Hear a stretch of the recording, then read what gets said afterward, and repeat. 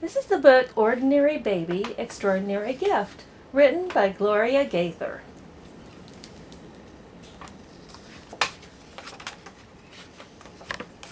In the beginning, God and people were best friends. They were glad to see each other whenever they got together. And when they went for walks in the beautiful garden God had made, they laughed and told each other secrets.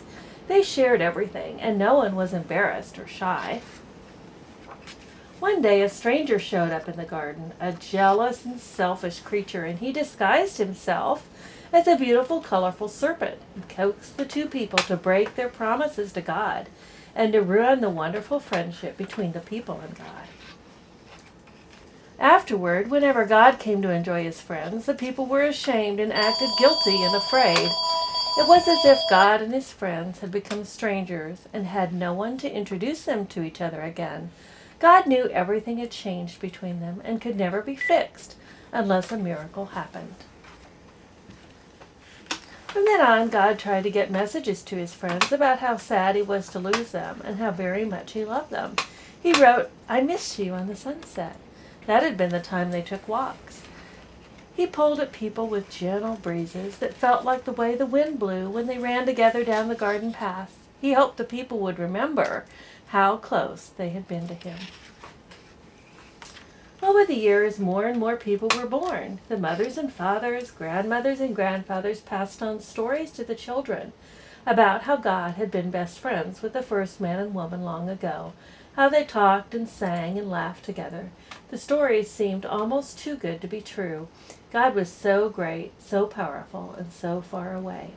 But some of the people who told stories were special listeners. They said they could hear God trying to talk to people. They said he wanted his friends back, and that one day he would find a way to fix the friendship the lying snake had destroyed. The people guessed at how God might do this. Some thought if they could be good enough, God might be friends with them again.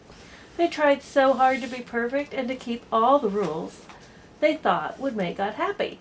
But being perfect was way too hard. The people always went to bed at night disappointed in themselves and sad because they knew this was no way to get to know God again. The listeners said God would send someone to introduce people to him again so that God's people could get together with him in a place they called God's kingdom. The people talked about what kind of person God would send. The special listeners said God would send a descendant, a child or grandchild or great-grandchild of a king. That would make him a king too. What kind of king would God send? Certainly thought he'd be a more awesome king than Saul or Solomon or even King David. He'd be more powerful than the leader of an army. He'd be more rich and fine than the family who lived in the best house in town. For centuries, people waited and wondered. They came up with all kinds of ideas. Some got so tired of waiting they decided the whole story about God was just something someone made up. But it wasn't. One night in a tiny, tiny town, God kept his promise. And he didn't send someone to introduce people to God. He came himself. And he didn't come as a king riding on a white horse or as a rich man dressed in fancy clothes. He didn't come as a president or a governor. He didn't even come as a grown-up. No, God had planned all along to come in a way we could understand. He chose to come as a baby because no one would be afraid of a baby. He knew children might be shy if he came as a grown-up, but no one can be shy around a baby. Now children could grow up, not in his shadow, but beside them. Like the first people in the garden, children and God would know each other and not be afraid. So it was true. God came himself. He was just an ordinary baby born in a simple barn to a loving mother named Mary and a strong man named Joseph who made things out of wood. Instead of important-looking doctors to help this baby be born, there was just Joseph.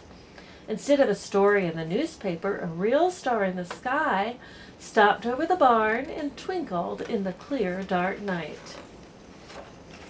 Who would have ever guessed it? God thought of the best way to have his friends back. He would be an ordinary baby. That's the way he planned it, maybe, so that we would come to him and not be afraid. He was just an ordinary baby. That's the way he planned it, maybe. Anything but common would have kept him apart from the children that he came to rescue, limited to some elite few when he was the only child who asked to be born. And he came to us with eyes wide open, knowing how we're hurt and broken, choosing to partake of all our joy and pain. He was just an ordinary baby. That's the way he planned it, maybe, so that we would come to him and not be afraid. He was ordinary with exception, a miraculous conception. Both his birth and death he planned from the start. But between his entrance and his exit was a life that was affected everyone who's walked the earth to this very day. With no airs of condescension, he became God's pure extension, giving you and me the chance to be remade. He was just an ordinary baby. That's the way he planned it, maybe, so that we could come to him, so that we would come to him and not be afraid.